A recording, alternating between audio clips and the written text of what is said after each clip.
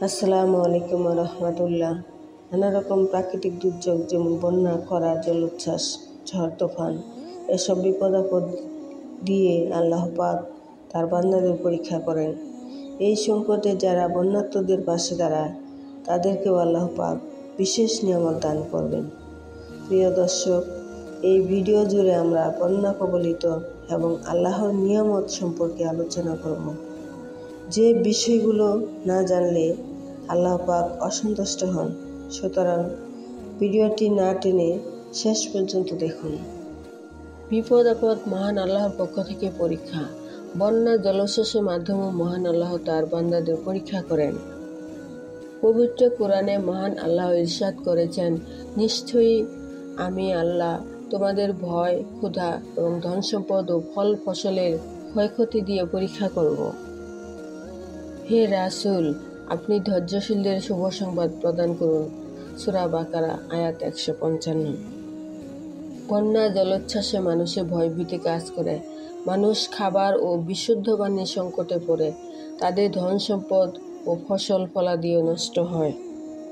এই পরিস্থিতিতে যারা মহান আল্লাহর উপর ভরসা রেখে ধৈর্য ধরবে, কুরআনের ভাষ্যমতে মহান আল্লাহ তাদের এর উত্তম প্রতিদান দেবেন ইনশাআল্লাহ। মানুষগুলোর প্রতি সদয় হওয়া, সাধ্যমতো তাদের সহযোগিতার চেষ্টা করা আমাদের সবার দায়িত্ব। কারণ নবীজি সাল্লাল্লাহু আলাইহি সাল্লাম বলেছেন, দয়াশীলদের উপর করুণাময় আল্লাহ দয়া করেন। তোমরা দুনিয়াবাসীকে দয়া করো, তাহলে যিনি আসমানে আছেন তিনি তোমাদের দয়া করবেন। আবু দাউদ হাদিস 49-41। তাছাড়া মহান আল্লাহ সমগ্র মুমিন জাতিকে এক দেহের মতো বানিয়েছেন, ফলে দেহের কোনো অংশ আক্রান্ত হওয়া মানে গোটা দেহ আক্রান্ত হওয়া। রাসূল সাল্লাল্লাহু আলাইহি সাল্লাম বলেছেন, মুমিনদের উদাহরণ তাদের পারস্পরিক ভালোবাসা, দয়াদ্রতা ও মহা সহানুভূতির দিক থেকে একটি মানব দেহের মতো। যখন তার একটি দেহ আক্রান্ত হয় তখন তার সমস্ত দেহ ডেকে আনে তাপ ও অনিদ্রা। তাই আমরা আমাদের বন্যা কবলিত ভাই বোনদের বিপদের মধ্যে রেখে স্বস্তিতে থাকতে পারি না। আমাদের প্রত্যেকেরই দায়িত্ব বন্যা দুর্গতদের সাহায্যে এগিয়ে আসা, যার যার সামর্থ্য অনুযায়ী চেষ্টা করা, তাদের জন্য প্রয়োজনীয় ত্রাণ সামগ্রী, খাদ্য, বস্ত্র, ওষুধ, খাবার, স্যালাইন ও বিশুদ্ধ পানি সরবরাহ করা। আশ্রয় কেন্দ্রগুলোতে তারা যেন পরিবার নিয়ে পর্দা রক্ষা করে নিরাপদে থাকতে পারে, সেজন্য প্রয়োজনীয় ব্যবস্থা গ্রহণ করা। এখনই তো সময় আখিরাতের জন্য বিনিয়োগ করা। মানুষের বিপদে এগিয়ে এসে তার জন্য খরচ করাকে মহান আল্লাহ বিনিয়োগ হিসেবে আখ্যায়িত করেছেন, যা তিনি বহু গুণে ফেরত দেওয়ার ওয়াদা করেছেন।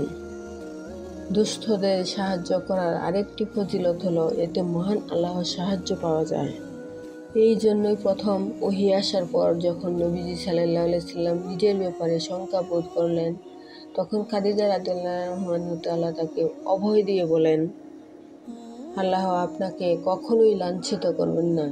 আপনি তো আত্মীয় স্বজনের সঙ্গে সদাচরণ করেন, অসহায় দুস্থদের দায়িত্ব বহন করেন, নিঃস্বকে সহযোগিতা করেন, মেহমানের আপ্যায়ন করেন এবং হক পথের দুর্দশাগ্রস্তদের সাহায্য করেন। বুখারী হাদিস 3। তাই আসুন আমরা প্রত্যেকেই যার যার সামর্থ্য অনুযায়ী বন্যা দুর্গতদের পাশে দাঁড়াই। জাতিকে এই মহাবিপদ থেকে রক্ষা করতে নিজেদের গুনাহের জন্য বেশি বেশি তাওবা করি। আল্লাহুম্মা ইন্নী আসআলুকাল আফিয়া। হে আল্লাহ, আমি তোমার কাছে নিরাপত্তা ও স্বাস্থ্য চাই। আমিন। আল্লাহ হাফেজ। আসসালামু আলাইকুম।